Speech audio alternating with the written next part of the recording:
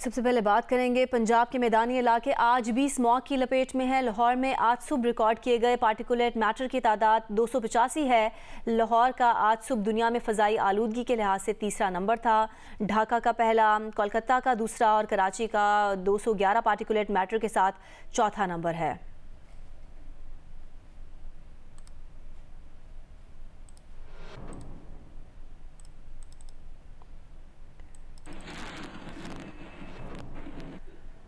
लाहौर समेत 6 डिवीजन्स में स्मॉग की शिदत में इजाफा। निगरान वज़ीर आला पंजाब मोहसिन नकवी ने जुम्मे और हफ्ते को तालीमी इदारे बंद करने का ऐलान कर दिया। मार्केटें जुम्मे और हफ्ते को दोपहर 3 बजे खुलेंगी, जबकि इतवार को मार्केटें और इदारे मुकम्मल तौर पर बंद रहेंगे।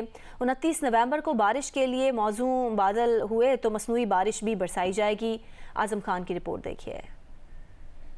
अवाने वज़ीर आला लाहौर में कैबिनेट कमेटी बराए इंसदाद स्मोक का इजलास। स्मोक के तदारुक के लिए अहम फैसले किए गए। बाद में मीडिया से गुफ्तगू में निगरान वज़ीर आला पंजाब मोहसिन नकवी ने बताया कि लाहौर समेत 6 डिवीजन्स में स्मोक के तदारुक के लिए सॉफ्ट लॉकडाउन लगा दिया गया है। लाहौर में एयर फिल्टर्स टावर लगाने के MOU पर दस्तखत हो गए हैं। माल रोड पर इतवार के रोज गाड़ियों का दाखिला बंद होगा, सिर्फ साइकिलें आ सकेंगी। संडे के दिन माल रोड सुबह से लेकर शाम 5 बजे तक साइकिलिंग के लिए होगी। सिर्फ आप मेन मार रोड उससे गुजर सकेंगे साइडों से जो उसको क्रॉस कर रही हैं, लेकिन मेन मार रोड सुबह से लेकर शाम 5 बजे तक सिर्फ साइकिल वालों के लिए खुली होगी। मोहसिन नकवी ने बताया कि जुम्मे और हफ्ते को तालीमी इदारे बंद रहेंगे। मार्केटें जुम्मे और हफ्ते को दोपहर 3 बजे खुलेंगी, जबकि इतवार को मार्केटें और इदारे मुकम्मल तौर पर बंद रहेंगे। जुम्मे को सरकारी दफातर खुलेंगे, तहम हफ्ते के दिन 3 बजे के बाद खुलेंगे। लाहौर में 10,000 तलबा को सब्सिडी पर इलेक्ट्रिक बाइक्स दी जाएंगी। सरकारी मुलाजमीन को भी लीज पर इलेक्ट्रिक बाइक्स देंगे। मार्केट्स हम बिल्कुल बंद करने के हक में नहीं है, इसलिए हम ये फैसला कर रहे हैं कि मार्केट्स फ्राइडे और सैटरडे को 3 बजे खुलेंगी। संडे को पूरी मार्केट्स हर तरह की वो क्लोज होगी। वो डिस्ट्रिक्ट गवर्नमेंट्स तमाम 6 डिवीजन में इंश्योर करेंगी कि संडे को हर तरह का कारोबार बंद हो। निगरान वज़ीर आला ने बताया कि मसनूई बारिश के लिए मखसूस किस्म के बादल का होना जरूरी है। 29 नवंबर को मसनूई बारिश के लिए माहौल साजगार हुआ तो कोशिश करेंगे कि मसनूई बारिश हो जाए। आजम मलिक, जियो न्यूज़, लाहौर। पंजाब के मुख्तलिफ अजला आज भी शदीद स्मॉग की लपेट में है। स्मॉग की सूरत हाल से आगाह कर रहे हैं गुजरावाला से उस्मान खलील, मुल्तान से जोतत नदीम और सरगोदा से मलिक मोहम्मद असगर। पंजाब भर की तरह गुजरावाला में भी शदीद स्मॉग के बायस वज़ीर आला के हुक्म पर गुजरावाला में भी आज तमाम निजी व सरकारी तलीमी इदारे मुकम्मल तौर पर बंद है। इसके अलावा जो है आज मार्केटें भी 3 बजे के बाद खुलेंगी। इस वक्त भी गुजरावाला शहर और गिरदोना में शदीद स्मॉग का राज है, जिसकी वजह से सुबह सवेरे सांस लेने में भी शदीद दुश्वारी का सामना करना पड़ रहा है। जी, मुल्तान में स्मॉग की सूरत हाल दिन ब दिन ख़राब होती जा रही है। मुल्तान में अगर बात करते चलें तो आज भी जो एटमॉस्फेयर है उसमें स्मॉग जो है वो इतनी ज़्यादा मुज़र है कि बच्चों के लिए और बूढ़ों के लिए सांस लेना बहुत मुश्किल हो रहा है। जबकि माहिरीन का कहना है कि जो लोग हैं वो बिला ज़रूरत घरों से बाहर ना निकलें। इसी तनाजुर में आपको बताया चलूँ तो मुल्तान के मुख्तलिफ इलाकों में जो ओपन डंपिंग साइट्स हैं, यहाँ पर कचरा जलाया जा रहा है। मैं इस वक्त मौजूद हूँ सूरज मियानी पे, जहाँ पे इसी तरह से एक जो ओपन डंपिंग साइट है यहाँ पर कचरा जलाया जा रहा है, जिसकी वजह से जो स्मॉग है वो मज़ीद बढ़ रही है। जी, सरगोदा शहर और उसके गिरदोनवा के इलाकों में फ़ज़ाई आलूदगी में इजाफा हो गया है, जिसकी वजह से न सिर्फ कारोबार ज़िंदगी मुतासर हो रहा बल्कि मुख्तलिफ नौइयत की बीमारियों में भी इजाफा हो रहा है। ऐसी फैक्ट्रियाँ और ईंटों के भट्टे जो है वो फ़ज़ाई आलूदगी का बाइस बन रहे हैं। उनके खिलाफ भरपूर कार्रवाई का हुक्म दिया गया है। इस सिलसिला में मुख्तलिफ फैक्ट्रियों को नोटिस भी जारी किए गए हैं, जबकि फ़ज़ाई आलूदगी का बाइस बनने वाले ईंटों के जो भट्टे हैं उन्हें भी सील कर दिया गया है। दीगर खबरें शामिल करेंगे। साबिक सदर आसिफ अली जरदारी ने अपने बेटे और chairman people's party Bilawal Bhutto Zardari को ज़ेरे तरबियत करार दे दिया। जियो न्यूज़ के प्रोग्राम कैपिटल टॉक के मेज़बान हामिद मीर को इंटरव्यू में कहा कि बिलावल अभी मुकम्मल ट्रेंड नहीं हुए। बिलावल पढ़े लिखे हैं, अच्छा बोलते हैं, लेकिन तजुर्बा होता है। अभी बिलावल पूरी तरह से ट्रेंड नहीं हुआ, उसको भी ट्रेंड कर रहे हैं। बिलावल अभी तक ट्रेंड नहीं है। अच्छा, It'll take time। मेरा तो ख्याल है कि वो बड़ा ट्रेंड है, बड़ा टैलेंटेड है, मुझसे टैलेंटेड है, मुझसे ज़्यादा एजुकेटेड है, he is better spoken than me, मगर एक्सपीरियंस इज एक्सपीरियंस। आजकल की जो यंगर जनरेशन है उनकी अपनी सोच है, वो अगर अपनी सोच का इजहार कर रहे हैं तो उस पर तो भी टैक्स लगाएंगे। उसको अगर मैं रोकूंगा तो वो और मसले होंगे। वो कहेगा अच्छा आप सियासत करो, मैं नहीं करता, फिर क्या करूँगा। तो उनकी जो नई पौध की जो सोच है ना, वो तो बाबा you know nothing. Triple P है, एक 4P है। 4P मेरे पास है, मैं उसका प्रेसिडेंट हूँ। ट्रिपल पी का प्रेसिडेंट जो है वो चेयरमैन जो है वो बिलावल है। और पार्टी कैंडिडेट्स को टिकट्स जो है वो मैं देता हूँ। और बिलावल साहब को भी आपने टिकट देना है? हाँ। अब्बा होता है? नहीं, बीवी साहबा छोड़ के मेरे पास गई है ना। अच्छा, वो अमानत में मेरे पास। हाँ, वो जो एक बिल है बीबी की बिल है, उसमें उन्हें मुझे छोड़ा है। आसिफ जरदारी ने अहम इंकशाफात कर दिए। बताया कि इमरान हुकूमत में पीपल्स पार्टी को PTI से इत्तेहाद के लिए 6 वजारतों की पेशकश की गई। जियो न्यूज़ के प्रोग्राम कैपिटल टॉक के मेज़बान हाबिब मीर को खुसूसी इंटरव्यू में आसिफ जरदारी ने बताया कि इमरान हुकूमत माइनस जरदारी पीपल्स पार्टी चाहती थी, उन्हें मुल्क से बाहर जाने का कहा गया। आसिफ जरदारी ने यह भी कहा कि इमरान हुकूमत के खिलाफ तहरीक अदम एतमाद दुरुस्त फैसला था। इमरान की वजह से पाकिस्तान दुनिया में तनहा हो गया था। इमरान खान मुल्क की मईशत के दुश्मन थे, उन्हें ना निकालते तो वो एक फ़ौजी के ज़रिए RO इलेक्शन करवा के 2028 तक हुकूमत बना लेते, फिर 1 किलो दूध के लिए ट्रक भर कर पैसे ले जाने पड़ते। आपको यकीन है 8 फरवरी को इलेक्शन हो जाएगा? मुझे यकीन है इंशाल्लाह इलेक्शन 8 को होंगे, इसलिए हम जल्दी निकले हुए हैं। पूरा पाकिस्तान हमने कवर करना है। इमरान खान को हटाकर नो कॉन्फिडेंस के ज़रिए शहबाज शरीफ को हुकूमत में लेके आए, तो क्या वो आपका फ़ैसला दुरुस्त था? इमरान खान साहब के रहने से पूरा पाकिस्तान आइसोलेट हो गया था दुनिया से। मेरे हिसाब से तो इकॉनमी को खाना ख़राब किया ही PTI की हुकूमत ने है, और उसको हमने बैलेंस से निकालना था। अगर हम ना करते तो ये RO इलेक्शन करा जाते। फिर इनके साथ एक फौजी था जो RO इलेक्शन के मूड में था, तो ये 2028 तक का प्रोग्राम होता, और तब तक हम ट्रक में भर के पैसे लेके जाते और अगला आपको एक शेर दूध देता। तो वो जो फौजी इनके साथ था वो कौन था? क्यों मुझसे पूछवाना चाहते हैं? आपको भी पता है, मुझे भी पता है। चले, जनरल फैज था। हाँ, जाहिर बात है। जनरल बाजवा चीफ ज़रूर था, मगर इंस्टीट्यूशन में भी ब्लॉक्स होते हैं सोच के, तो थिंकिंग डिफरेंट थी। कुछ दोस्तों की थिंकिंग डिफरेंट थी, इनकी थिंकिंग डिफरेंट थी, तो सबकी एक्यूमुलेटिव थिंकिंग नहीं थी कि बाजवा और फैज़ और इमरान का जो की पोजीशन है उस पर साथ चले। कुछ थोड़ा सा बता देंगे कि एक तरफ आपको कहा जा रहा था पाकिस्तान से आप चले जाएं, दूसरी तरफ कहा जा रहा था कि पीपल्स पार्टी और PTI अलाइंस कर लें। ये तो गेम्स होती है ना, games with in games with in games. हमेशा कि जी 6 मिनिस्ट्रियाँ ले लें, फिर 6 मिनिस्ट्रियाँ क्यों ले लूँ मैं? मेरी मेजॉरिटी है। आपको कहा गया कि PTI के साथ 6 मिनिस्ट्रियाँ ले लें। अच्छा, ये जनरल फैज ने कहा आपको? जरूरी मैंने से आपने 164 करानी है फैज पे। अच्छा। साबिक वज़ीर आज़म नवाज शरीफ ने कहा है कि जब वो वज़ीर आज़म थे तो मुल्क को डिफ़ॉल्ट से बचाया, IMF को खैरबाद कहा। मरी में कारकुनान से खिताब करते हुए नवाज शरीफ ने कहा कि जब उन्हें नवाज शरीफ के खिलाफ कुछ नहीं मिला तो बेटे से तनख्वाह ना लेने पर नाअहल कर दिया। मुल्क के मुंतखब वज़ीर आज़म को बेटे से तनख्वाह ना लेने पर फारिग कर दिया गया। हंसते बसते मुल्क को हमने खुद उजाड़ा है। नवाज शरीफ ने यह भी कहा कि दुख इस बात का है कि मुल्क को इस नहज पर लाने के बावजूद हमने कोई सबक नहीं सीखा। अल्लाह करे कि हम अपनी इस्लाह करें, गलतियों से सीख कर मुस्तकबिल ठीक करें। नवाज शरीफ ने कहा कि अमरीकी सदर ने एटमी धमाके ना करने के लिए $5 अरब की पेशकश की थी, जिसको ठुकरा दिया। अपने ज़मीर का सौदा नहीं किया। सोचने वालों ने ये नहीं सोचा भाई नवाज शरीफ के खिलाफ कुछ और नहीं मिल रहा, भाई कुछ मिले हैं तो वो नहीं मिला, चलो इसको बेटे से तनख्वाह लेने पे फारग कर दो। तनख्वाह नहीं ली, इसको फारग कर दो। किसी मुल्क में ऐसा होता है।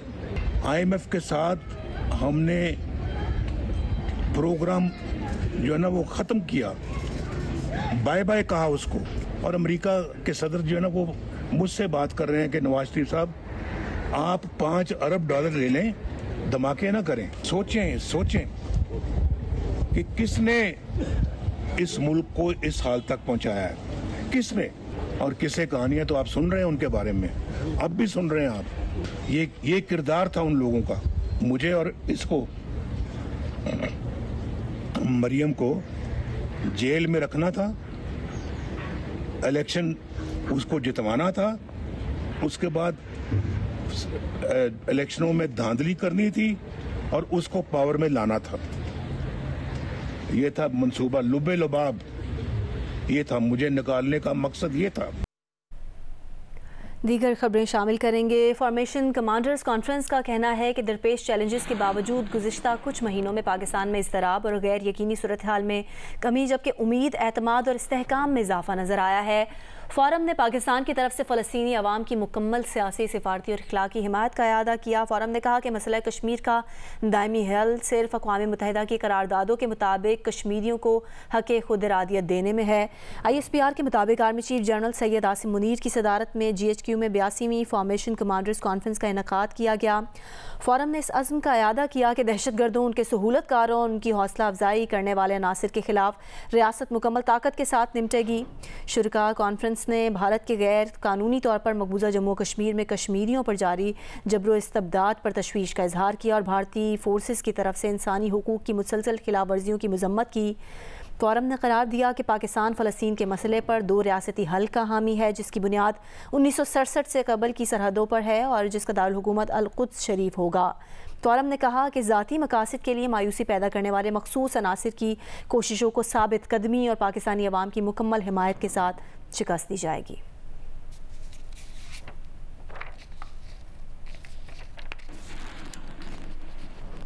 गजा में 4 रोज़ा आर्जी जंगबंदी का आगाज़ मकामी वक्त के मुताबिक सुबह 7 बजे, जो पाकिस्तान के वक्त के मुताबिक सुबह 10 बजे होगा। ख़वातीन, बच्चों पर मुश्तमिल 13 इसराइली यरगमालियों का पहला ग्रुप शाम 4 बजे रेड क्रॉस के हवाले किया जाएगा। इसराइली फ़ौजी रेडियो के मुताबिक इसराइल 39 फ़लस्तीनी कैदियों को रिहा कर सकता है। गजा में इमदादी सामान भी सुबह 7 बजे से पहुंचने की उम्मीद है। जंगबंदी से पहले इसराइली फ़ौज की गजा में बमबारी जारी रही। इसराइली फ़ौज ने 24 घंटों में 300 से ज़्यादा हमलों में आबादियों को निशाना बनाया।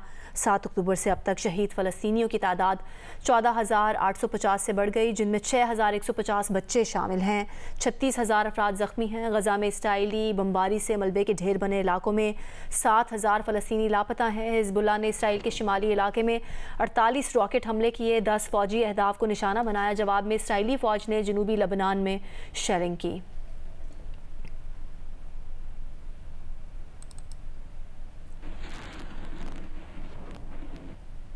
और फ्रांस में मुकीम पाकिस्तानी सहाफ़ी यूनुस खान वाहिद एशियाई सहाफ़ी हैं जिन्हें अक़वाम मुत्तहिदा ने इसराइल और गज़ा का दौरा कराया है। अब से कुछ देर पहले उन्होंने जियो न्यूज़ के लिए गज़ा से खुसूसी रिपोर्ट तैयार की, जिसमें उन्होंने बताया कि जुम्मे की सुबह से आर्जी जंग बंदी होनी है, लेकिन अब भी गज़ा में सूरत हाल कशीदा है। झड़पें जारी हैं, फ़ज़ा में बारूद की बू है। जी, इस वक्त हम गज़ा के बॉर्डर पर मौजूद हैं और सीज फायर जो है वो कल जुमे के दिन से होने जा रहा है, लेकिन अभी भी यहाँ पे झड़पें जारी हैं। हमें बाज़ औक़ात यहाँ पे मार्टर गनों की आवाज़ें सुनाई देती है।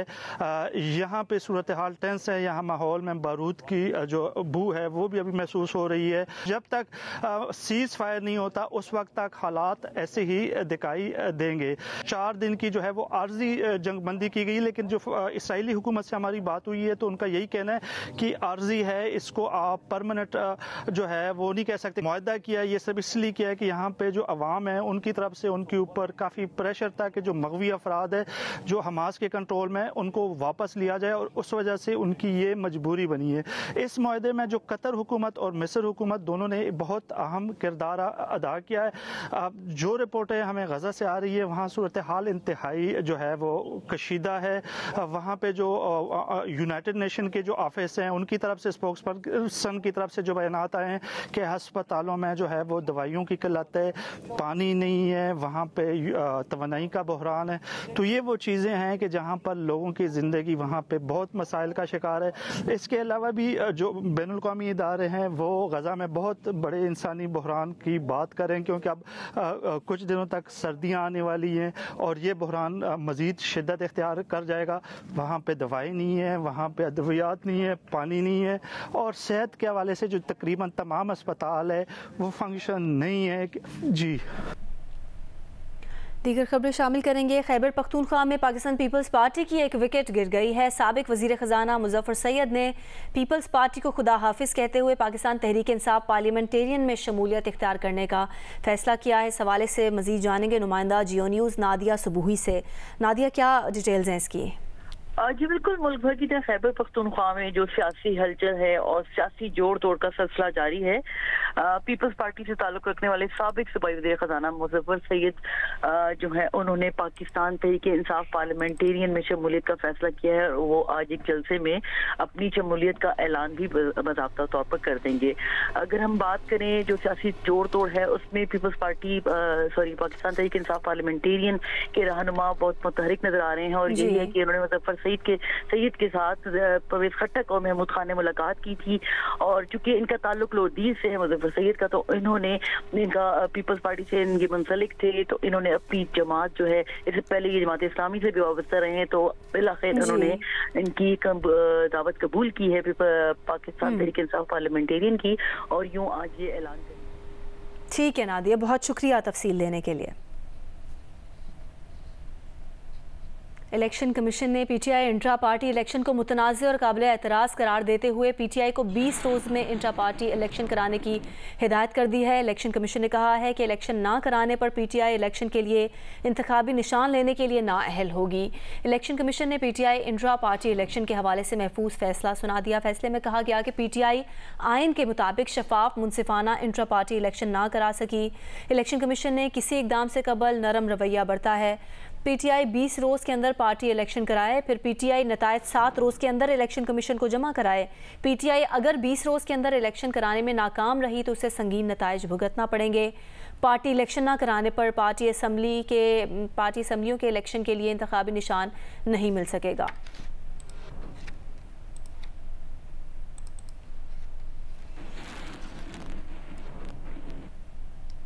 और इलेक्शन कमीशन के फैसले पर तहरीक इंसाफ के सीनियर रहनुमा हामिद खान ने कहा है कि ऐन मुमकिन है इस फैसले को इस्लामाबाद हाई कोर्ट में चैलेंज करें। प्रोग्राम आज शाहजेब खानजादा के साथ में बात करते हुए उन्होंने कहा कि इस वक्त पार्टी लीडरशिप और कारकुन जेल में है या रूपोश हैं। इन हालात में इंट्रा पार्टी इलेक्शन कराना मुश्किल है। चेयरमैन पीटीआई को पार्टी इलेक्शन लड़ाने पर गौर करेंगे। सूरत हाल देखते हुए पार्टी टिकट जारी करने के लिए मखसूस कमेटी बना सकते हैं। कमीशन ने कहा है कि 20 दिन के अंदर अंदर अगर इंतखाबात इंट्रा पार्टी इलेक्शन नहीं कराए तो तहरीक इंसाफ को इंतखाबी निशान जो कि बदला है वो अलॉट नहीं किया जाएगा। क्या सोच रही है पार्टी अब इस हवाले से? इस फैसले की जस्टिफिकेशन नहीं थी क्योंकि इलेक्शंस जो कराए जाते हैं इंट्रा पार्टी इलेक्शन वो 4 साल के लिए होते हैं, तो इलेक्शंस कराने से अभी तक इतना वक्त नहीं गुजरा था क्योंकि उसकी अभी तक एक्सपायरी नहीं हुई थी। हम इस पर गौर कर रहे हैं। ऐन मुमकिन है कि हम इसको चैलेंज भी करें इस्लामाबाद हाई कोर्ट में, तो हालात को सामने रखते हुए हम इंटर पार्टी इलेक्शंस पर भी गौर कर रहे हैं। लेकिन मुश्किल ये है कि इस वक्त हमारी पार्टी लीडरशिप तकरीबन सारी ही जेलों में है और कुछ पार्टी लीडरशिप मजबूर है अंडरग्राउंड होने में। तोशा खाना का फैसला मौजूद है इमरान खान साहब के खिलाफ उनकी नाअहली का, तो क्या वही उम्मीदवार होंगे क्योंकि वो बाद में चैलेंज हो सकता है उनकी तरफ से टिकट का दिया जाना और ये सारे के सारे मामला? वो फैसला जो है सस्पेंड हो चुका है, उस पर बहस खामखा की शुरू की गई है कि सेंटेंस जो है सस्पेंड हुई है, कन्विक्शन सस्पेंड नहीं हुई है। मेरे नजदीक दोनों चीजों में कोई ऐसा फर्क नहीं होता। हमने इन सारी सूरत हाल में फिर कोई ना कोई हम मखसूस कमेटी भी बना सकते हैं जिसको पार्टी की ऑथराइजेशन हो सकती है टिकटें अलॉट करने की। निगरान वज़ीर आज़म से ऑल पाकिस्तान न्यूज़पेपर सोसाइटी के वफ़द ने मुलाकात की। अनवारुल हक काकड़ के अखबारी सनत को दरपेश मसाइल के हल के लिए भरपूर ताउन की यकीन दहानी। वज़ीर आज़म ने हिदायत की कि इश्तिहारात की मद में अखबारात के वाजिबात की अदायगी यकीनी बनाई जाए। निगरान वज़ीर आज़म से मुलाकात करने वाले वफ़द में ऑल पाकिस्तान न्यूज़पेपर सोसाइटी के सदर नाज Afreen, secretary general Sarmad Ali, finance secretary Shahab Zubairi शामिल थे। वफ़द से गुफ्तगू करते हुए वज़ीर आज़म ने कहा कि गुड गवर्नेंस को यकीनी बनाने और आवाम को आगाही फराहम करने में मीडिया का कलीदी कलीदी किरदार है। ज़राए इब्लाग रियासत का चौथा सुतून है और माशरे की तामीर और तरक्की और आवाम की जहनी और फिक्री तरबियत में इंतहाई अहमियत के हामिल हैं। उनका कहना था कि स्मगलिंग की रोकथाम, बिजली चोरी के तदारुक और दीगर इकदामात से आम आदमी को फ़ायदा पहुँच रहा है, जिसकी आगाही बढ़ाने की ज़रूरत है। वज़ीर आज़म ने अखबारी सनत को दरपेश मसाइल के हल के लिए हुकूमत के भरपूर ताउन की यकीन दहानी करवाते हुए हिदायत की कि इश्तिहारात की मद में अखबारात के वाजिबात की अदायगी यकीनी बनाई जाए और इसके लिए तमाम वफाकी वजारतों और इदारों से भी फौरी राब्ता किया जाए।